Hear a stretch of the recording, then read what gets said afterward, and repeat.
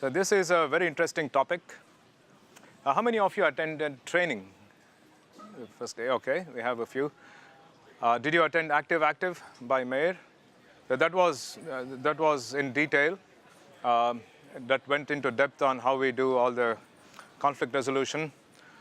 And here I'm going to talk about same things, but at a higher level. It is from a developer point of view. If you're using Redis as Active, what's in it for me? That's what I'm trying to address here. Yeah, can you all hear me properly? Okay, great.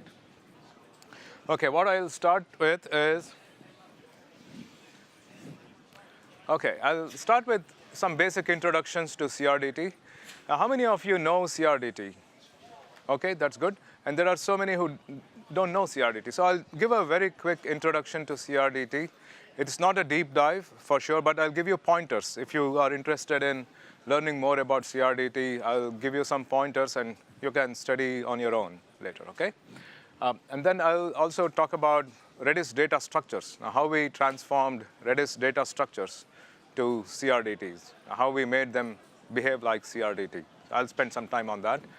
And the meat of this presentation is how do you develop apps using Redis CRDTs?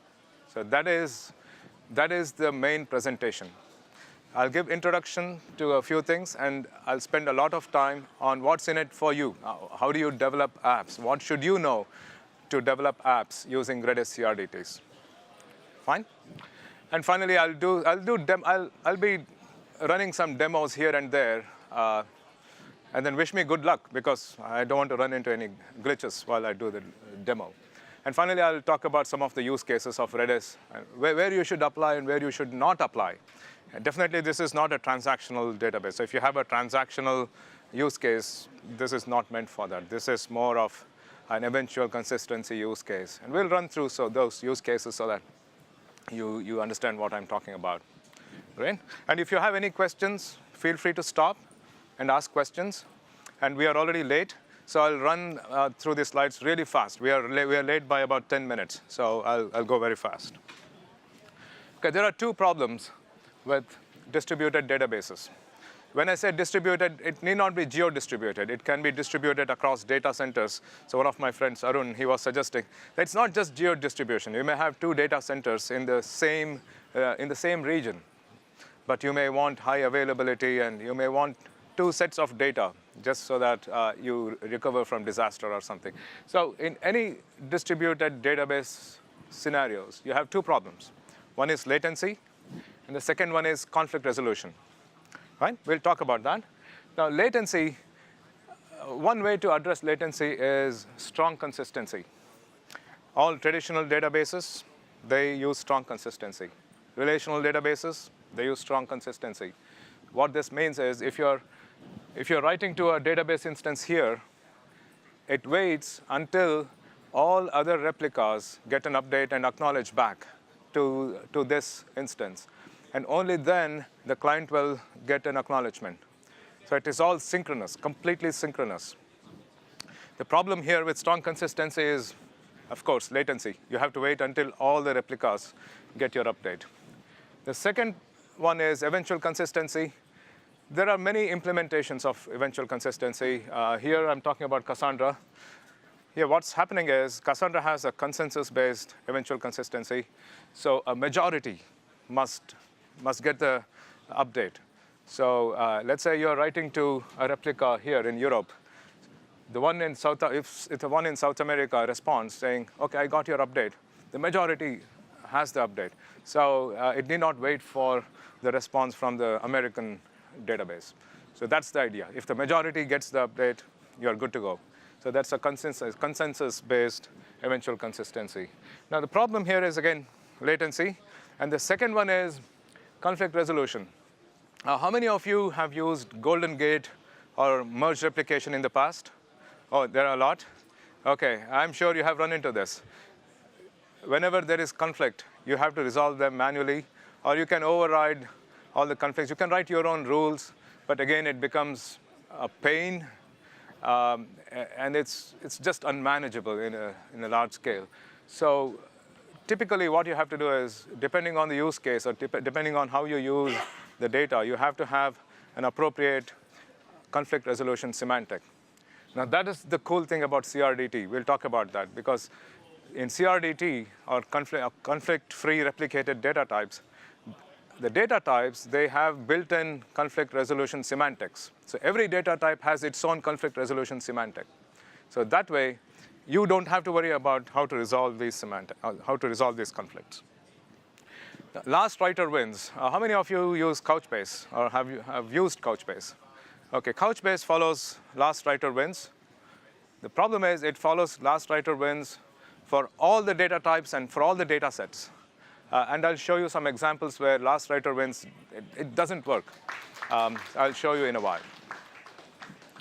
OK. All right. Now, with those two problems, consistency or conflict resolution and latency, we have a solution in Redis. It is CRDT based, and here we address both these issues. So you always get local latency, and you also have a guaranteed built-in conflict resolution. So that's what we are addressing here. Okay. If I'm going fast, let me know, because I'm rushing through these slides right now because we are running out of time. OK, now talking about conflict resolution, I'll go into details. But one thing to notice here is there is something called conflict-free merge. So there are many data types or many data structures here that do a merge of data. But there are some special use cases where we still have to use last writer wins. Again, once again, these conflict resolution semantics are based on preset rules by the CRDT paper. And CRDT paper is an academic research for many years. And last year, Carlos Baquero, he presented at RedisConf, and he went into depth of what is CRDT and what are these conflict resolution semantics. And I'll give you a pointer to the video towards the end. We'll talk about this in a while. So the idea here is Redis active-active has built-in conflict resolution semantics, and you don't have to worry about how to resolve conflicts from your end.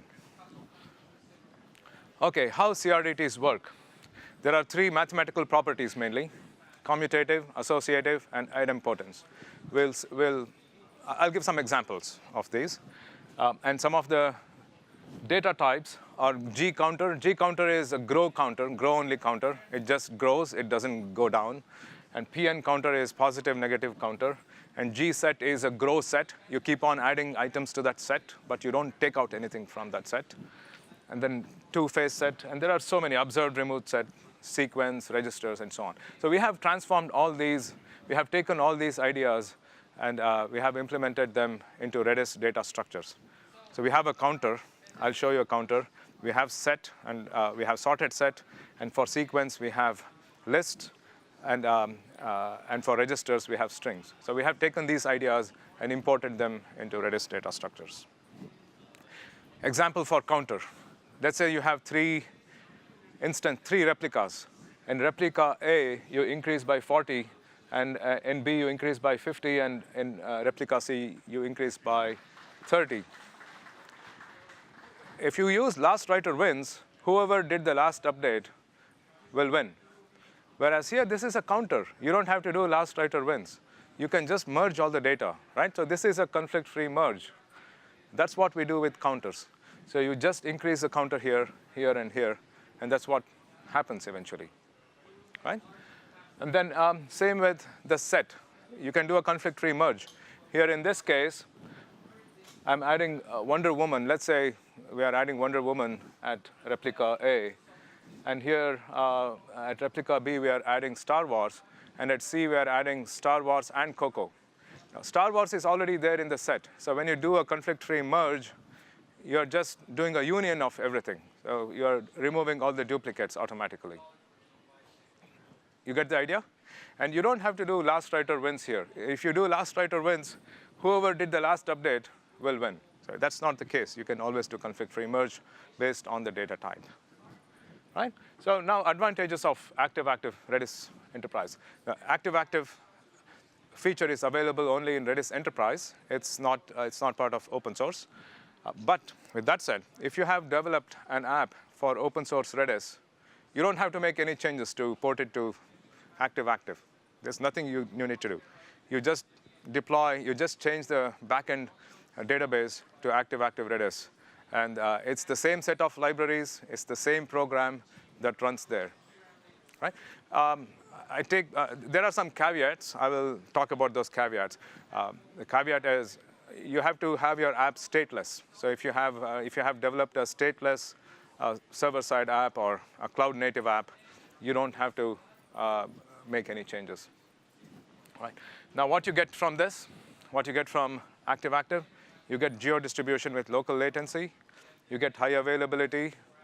If one data center goes down, if one network breaks down, you get high availability. You can always talk to the other data center. It's tax season in the US. So many of you are from the US. Let's say you are updating your tax returns, and if your backend server goes down, no problem. You're redirected to another tax center, another data center, and you continue with your tax returns. So that's the idea with high availability. And also there is built-in conflict resolution. So all the DBAs, there is no worry. It's all taken care of. You don't have to go and manually resolve all the conflicts. OK, now how do you develop apps? Is there any question? Does anybody have any question on CRDT or anything? OK, let's go. How do you develop apps? If you're developing a new app using CRDT, how do you do that? There are 6 steps here. What I'll do is I won't spend too much time on this slide, but just know that there are 6 steps. I will walk through these 6 steps now, right now, one by one. The first one is, or before we go into the details, we have a tutorial. We have a white paper. If you go to redislabs.com, there is a search button at the top. That's the link, but you don't need to memorize the link. You can go to redislabs.com and use these search keywords, developing apps, active-active, and this paper will pop up. And you can download this paper. And it's a very detailed paper. And whatever I'm going to present today is already covered in that paper in great detail. So if you are interested, you can go and download. The first one, understanding the data types and conflict resolution semantics. There is a new data type that I have not mentioned here, and it's called a counter. And now what I'll do is I'll also do a demo while I show all this. I have a CRDT setup on my laptop. I have 3 instances, and let me show that to you. So I have 3 places, Atlanta, Boston, and Chicago. You can see that on the screen. And what I'll do is, let's say, I'll do increment counter. I'm incrementing counter in all 3 places, Atlanta, Boston, and Chicago. So I'm incrementing it by 1, right? So let's say I do that now. So if I do get counter, what should I get? Should I get 1 or 3? How many of you say 3? OK, so OK, you're all getting it. That's great. So if I do get counter, 3. Great. Now, in Redis, in native Redis, open source Redis, counter is of type string, right? I can show that here. Let me see if I can show that here. So if I do Redis CLI, I have an open source Redis running on my machine. So if I do incr counter, right? If I do type counter, you'll see this as string, right? But here, we have a new data type. So when you say type counter, it's a counter. It's a new data type. And this new data type always does conflict-free merge. So there is no conflict. There's no concept of conflict in this case, right? And if we go back for strings, this conflict-free merge doesn't work. For example, I can show here. So let's say I will set key equals. So on the first one, in Atlanta, I'll set to foo. And in Boston, let's say I'll set to bar. And in Chicago, I will set to some XYZ, right? So what happens right now? Will it append, or it cannot do conflict-free merge? It will select one of them, right? So if I do this, and let's say I do a get key, I'm doing this get key from all the places. So if I do get key, it took bar. The idea is, here, even though I typed everything on this window, it sends everything to Redis in a sequential way, this iTerm interface. So that had the latest timestamp. Bar had the latest timestamp. So we do last writer wins. We are trying to edit the same, append the same string object. So that wins, right? So that is the semantic for strings. Any questions so far? Okay. So let's move on. So we have similar stuff for hash. And for set, I'll do a quick demo of set. So I can do, let's say, for some reason, I'm not seeing my pointer. Sad. And I'll do A, B, C. And in the next one, I'll do B, C, D. And in the next one, I'll do C, D, E. Right? You all get it? All right. So, oops, sorry, I made a mistake here. So I should have said my set. So I'm adding this to my set. So I added 3 elements to a set called my set. So what should I do now? Or what will I get if I do S members? I should get all unique elements. So that's what I get. I get all unique elements. So it does a conflict-free merge. So that's the idea of conflict-free merge. Right?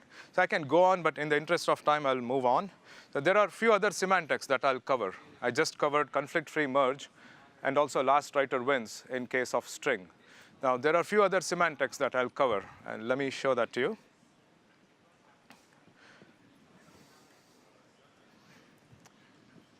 So we covered conflict-free merge, and there's another semantic called add or update. Add wins over delete. So the idea here is, I'll show it to you again.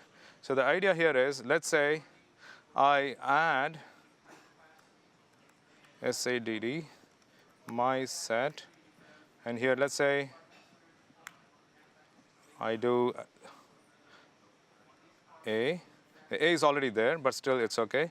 And then here I'll do S rem my set A. So I'm doing this at the same time. But the problem is this iTerm, it sends these messages to Redis in a sequential way. So I don't want to do that. I want to separate the network. I want to split the network. I don't want Boston to talk to Atlanta right now. So what I will do right now is I'll split the network. Once again, any script I'm running here, I'll show you how to do that. So I'll do a split network. So here I can do split. So now they cannot talk to each other, right? They're cut off from each other. So let's see if I still have connection and if I can still run this. So I'll do this, and then, oops, I lost the connection here. So this is a bug in Docker. So let's see if I can connect this again. So if I do S rem my set A. So here I removed A from my set in Boston, but I added A to my set in Atlanta, right? So let's see if I restore networks, what happens. So restore.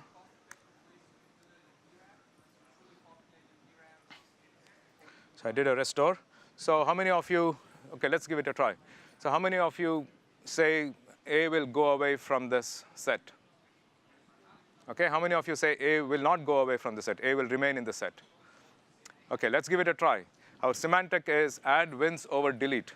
So if you try to delete in Boston, and if you try to add in Atlanta at the same time, and if there is a network split, and when the networks talk to each other again, the semantic says it should not get deleted. But let's see what happens here. OK, now S members. A is still there. So I can do that all across. S members. Oops. So you can see that A is there everywhere. So there was a conflict here, and Redis Enterprise resolved the conflict without you knowing about it. And it kept A because our app, which is the CLI, added A in Atlanta, but deleted A in Boston. So Redis Enterprise behind the scenes decided that add wins over delete, and I'm going to keep A. So that's the decision, right? So that's the conflict resolution. Any question here so far? Yeah, there is a question. Yeah. So what happens in this scenario? Let me wear this. Yeah. So what happens in this scenario if I have a add and an update, not delete? Because you had add/update wins over delete. Between add and update, who wins? Okay.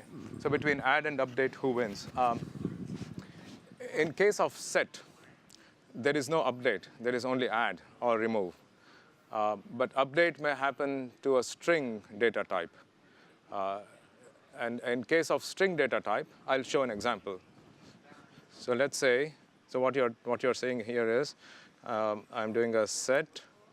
I'll call it my string, and I'm doing it A here, let's say. And I don't want to do that everywhere.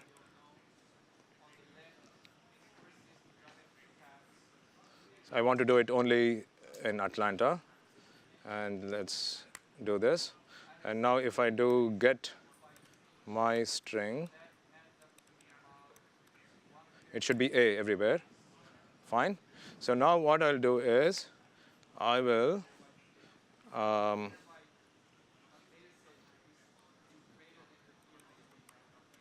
it's S append, right? S append, or just append. It's just append. Yeah, append my string. I'll call it ABC. Oh, before that, I want to split the network. So let's say I split the network. Okay, hopefully I have the connection. But in any case, I'll do set my string A, B, C, D, E, F, something. Right? So now I'll do this here, and I'll run it here. Fine. And now if I do get my string, here I have A, A, B, C because I did an append. And here I did a set, A, B, C, D, E, F. And also, you wanted to know if I do a delete, what happens, right? So let's do a delete here. Let's say we will delete my string.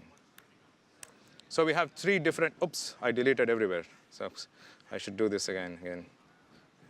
Hold on for a sec. So let me restore network. Just hang on for a second. And so I'll do set. I don't need this, and I don't need this. I do set my string A. So I'll do get my string. So I'm getting A everywhere. And then I did a split network.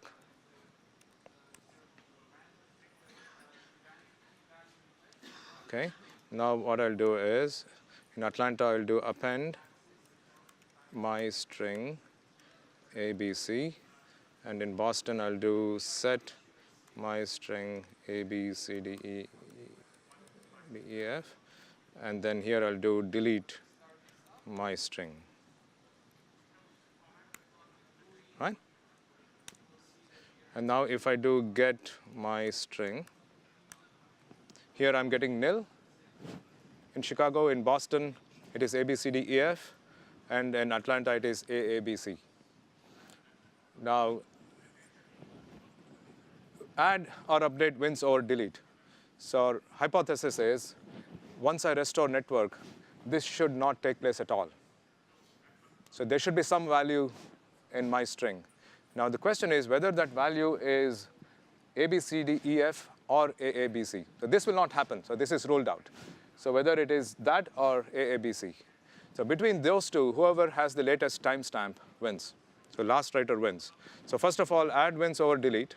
And then if there is any conflict between two writes, for the string variable, the semantic is last writer wins. So it will be one of the two. So we can see that. So let me do a restore.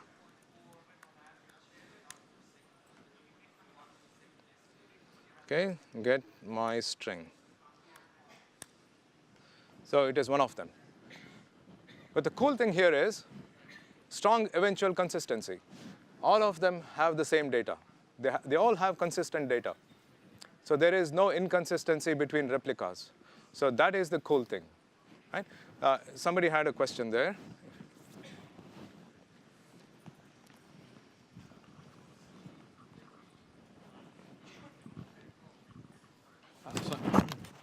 So I'm just curious, let's say you have a very large set, let's say close to 1 million elements, and when you do an S-members operation, on vanilla Redis, you'd just be reading 1 million elements. But with this, it seems like you'd possibly be sending a lot more over the network and then doing a merge operation and reading. So my question is, what is the cost associated with this? OK, there is one important thing here. That is, your read and write operations are with your local Redis replica. So that is a different path. And what happens behind the scene between all the replicas, that is the Redis Enterprise management layer. That is the data layer of Redis Enterprise. So your app, your client, is not affected by what happens in the background. There could be, or in other words, there could be some overhead because of CPU utilization and network bandwidth. But your connection to your Redis instance, it follows a different path. OK, so then all replicas have the exact same data then? Yeah. OK, yeah, OK, exactly. thanks. Yeah. Yep, yep. Right, I'll move on in the, oh, OK, there is one more question. Sure. What's the time window for saying, for the conflict resolution? I guess Great. you have to delete at some point, but when do you say this is close enough in time to activate your CRPD? Yeah, there is no time bound thing here. There is nothing related to time here. When the networks can talk, when they are not partitioned, when they can talk to each other, they can exchange data, and it all happens asynchronously. So there is no, you can have a network split for a day or for 2 days. Everything is asynchronous. All the updates are held. They're all queued up. And when the networks, when they reconnect, we send all the updates, if that answers your question. No, I mean, so in the algorithm, it has to decide when to even consider there to be a conflict, right? If you were to do these 2 seconds apart, then the delete has to win because it was, at some point you have to say a delete. I actually wanted this thing deleted. OK. Now, again, going back to the precedence rules or semantics, add or update wins over delete, no matter the time. So if during network split, if you acted on the same data type, if you worked on the same data type, if an update happened on the same data type, and if that update was delete here and add or update somewhere, it can happen at 2 different time intervals. But if that happened during the network split, add or update always wins over delete. The delete could have happened at the later point of time. Okay. So that is the conflict resolution semantic. Thank you. Right. I'll move on in the interest of time. If you have any questions, I'll take them towards the end. I'm running out of time here. Right. OK, so we talked about 3 things: conflict-free merge, last write wins, and then add or update always wins over delete. So here are some of the graphical ways to see this. Now, one more thing here is we also support PubSub in active-active. So if you have a channel, if you're publishing something in instance A or replica A, and you can have listeners in replica B. And there are some caveats here, but it's possible. That's possible if at all anybody is interested. And one more thing here is Redis has the key expiration. How many of you use expire in Redis? OK, great. That's good. So there could be a conflict between expiration. You may set an expire to some number here, and you may set an expire to some number at another replica. So what happens here is the larger time wins. So that's another conflict that we have to resolve. So if I had time, I would have shown this to you, but I'm running out of time. So let's say you set expiration to 10 seconds for a key in instance A, and you set an expiration time of 100 seconds on instance B.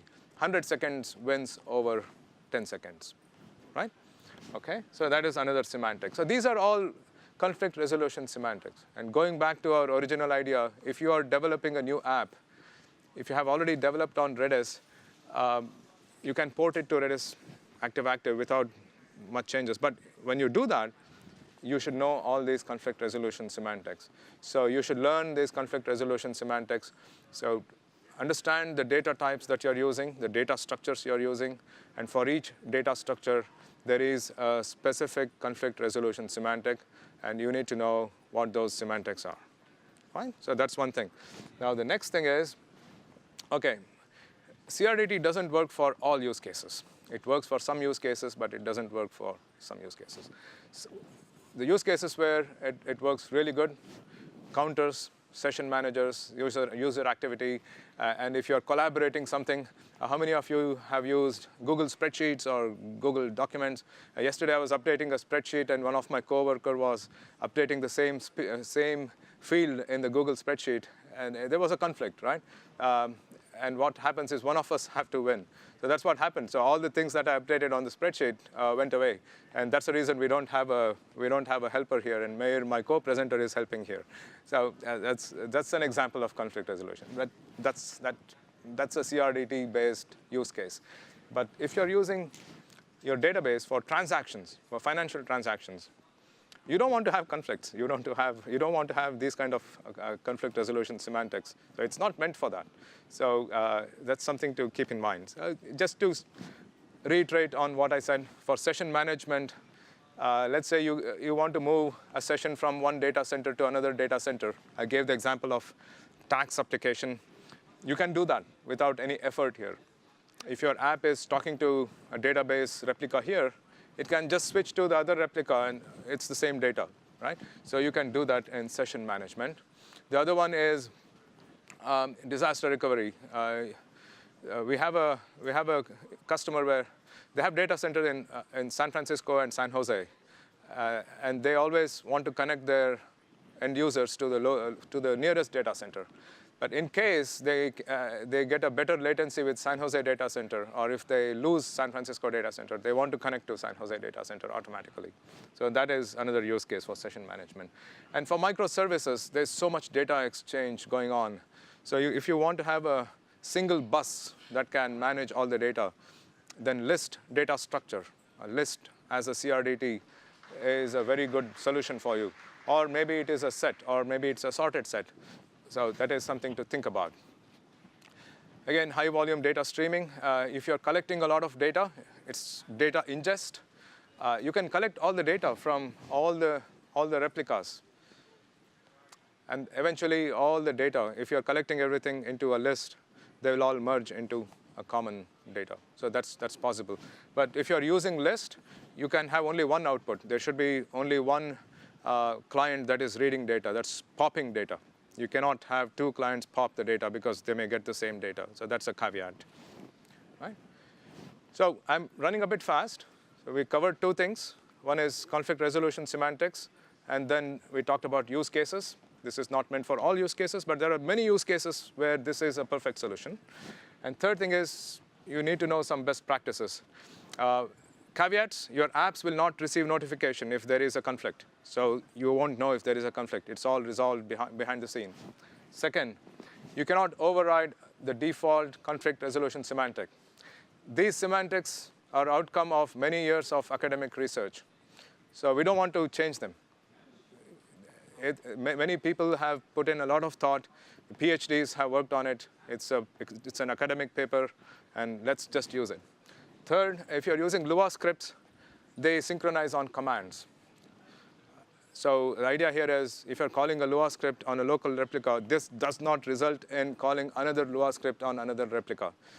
But internally, if Lua scripts are updating any Redis data structures, they are automatically synchronized in the back end.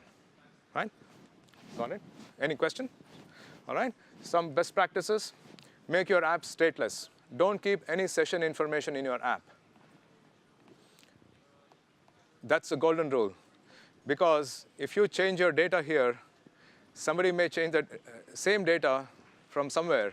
And you don't want to hold one session, and then there's no point in having active-active. You're inconsistent if you're keeping data in your session.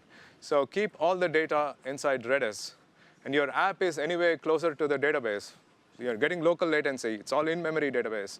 So avoid holding data, or you should not have any data in your session. Your app must be totally stateless. And then when you're designing your solution, assume there is a conflict. As with Google Spreadsheet, whoever designed Google Spreadsheet assumed that there is going to be conflict, and they resolve the conflict, right, automatically, and they handle it. They'll show only one data that is consistent. So that's the mindset. There's a bit of paradigm shift here. But whenever you think about CRDT, think about Google Spreadsheet or Google Doc, and imagine many people are editing it at the same time, and how conflicts may occur, and how you have to resolve the conflicts, right? So that's the idea. So these are the best practices, right? And if you have any questions on these, I can take them offline. I have very few minutes here. Okay, and then how do you design, how do you develop? And normally what you do is you develop an app using open source Redis. So that's what I did. I'll do a demo. But in CRDT, what you do is you can set up a Dockerized you can have a Dockerized environment for development and testing this way. So you can have 3 subnets. You can isolate those 3 subnets, and you can connect those 3 subnets, and so on. Now, how you do this? I have an article. Once again, go to redislabs.com, and there is a search button at the top. You search for Docker active-active, and this is the article that pops up, and you can see how to set this up. It's very straightforward. You increase the memory for Docker, and you have to just run some of the scripts. And all these scripts are on GitHub. So you have to run these scripts. And that's what I did here. So here I have, that's what I'm doing here. I ran those scripts. And I did not do any manual configuration here. And these scripts automatically deployed a cluster of 3 nodes. And it automatically connected those 3 nodes for me in active-active setup. And then I have split network and restore network scripts. And they will help you in testing how it works when you split the network and when you restore network. So these are all very handy. So here I have a small demo. So before I do the demo, let me do this. OK, let me restart. Or maybe it works without a restart. So let me do this. So I have this. So here I have 3 counters. It's a voting application. There are people who are voting in Atlanta, in Boston, and Chicago. And when they are all online, let's see how it goes. So I'm voting in Atlanta, you can see.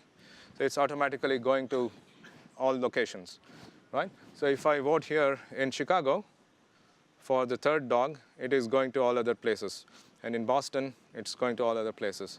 So this is a counter application. It's very straightforward. But it's interesting to see what happens when you split the network. So let's see if I still have connection. I'm having some issues with Docker here. Well, let's see, assuming I still have connections. So let's see. OK, I still have connection. Now, if I update here, you see that it's not propagating elsewhere. And if I update here in Chicago, it is just seen in Chicago. It's not going anywhere. So this is all happening locally. Now, if I do a merge, if I restore all the network again, so you can see it's 41. It's all consistent. Eventually, everything is consistent. So they will all have same data. So that is the idea of CRDT. I can have much more complex demo here, but this is the simplest demo to give you an idea of what's going on. And how I developed this, it is a simple Node.js app. I used open source Redis to develop this simple app. And I did not change this app at all. I just changed the backend database from open source Redis to Redis Enterprise Cluster or network. And it's automatic. I did not make any changes to this. Right? So that is the idea. And if you have any questions, I can take them offline. And how do you connect with test with split networks and how to restore. All these scripts are available on GitHub, and you'll get all this presentation too.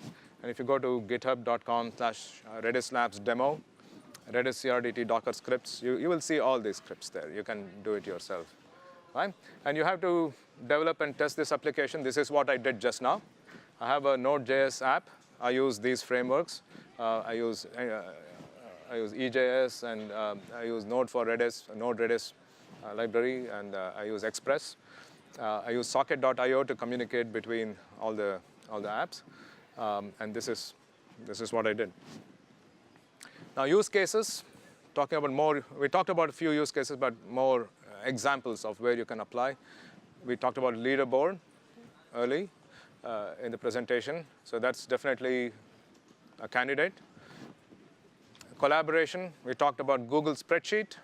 So if you're developing any collaboration software, this is definitely a candidate. It could be a social media solution or something like Facebook or Twitter. Yeah, definitely this is a solution to consider. And then multi-region data ingest. If you're ingesting data for IoT or anything, you can get all the data from all the regions, and they all get consolidated. So that's one way to do it. I'm not saying this is the only way, but this is something to consider. Or it could be distributed caching. So many of our customers are using Redis Enterprise with Active-Active for distributed caching. The idea is you have users at so many places, and you are running apps across so many data centers. And why should you rely on just the local cache? Make use of your collective user base and all your collective knowledge, and have one common distributed cache. And if one instance goes down, you don't have to rebuild the cache again. There is no cache stampede. So you have more availability and less outage for your service. Right? This is another use case. All right, now to recap, we started with an introduction to CRDTs. Then we talked about Redis CRDTs, and then best practices for you to design. How would you design apps using CRDTs? And then I did a demo using CRDT. If you have any questions, I have just 20 seconds left in this presentation, but I'll take them offline. Or if anybody has a quick question, I can take it right now. Right? Oh, there is a question there.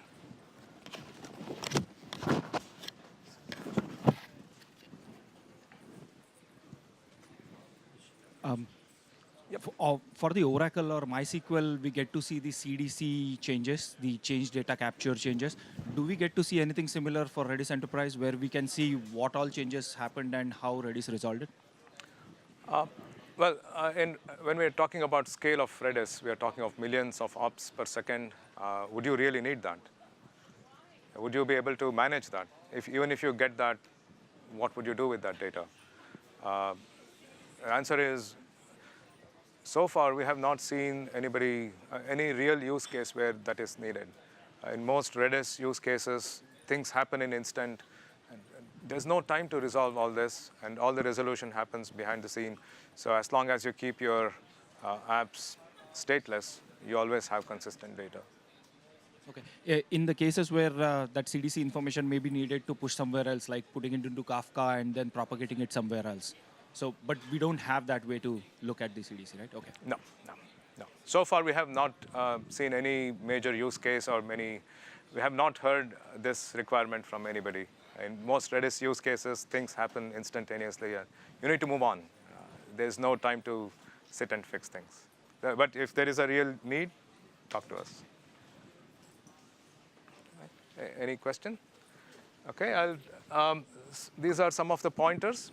And oops, I think we ran out of it. And then if you have any questions, you can send me an email. My email address is roshankumar@redislabs, or roshan@redislabs.com, or you can tweet me at roshankumar. Thanks everybody.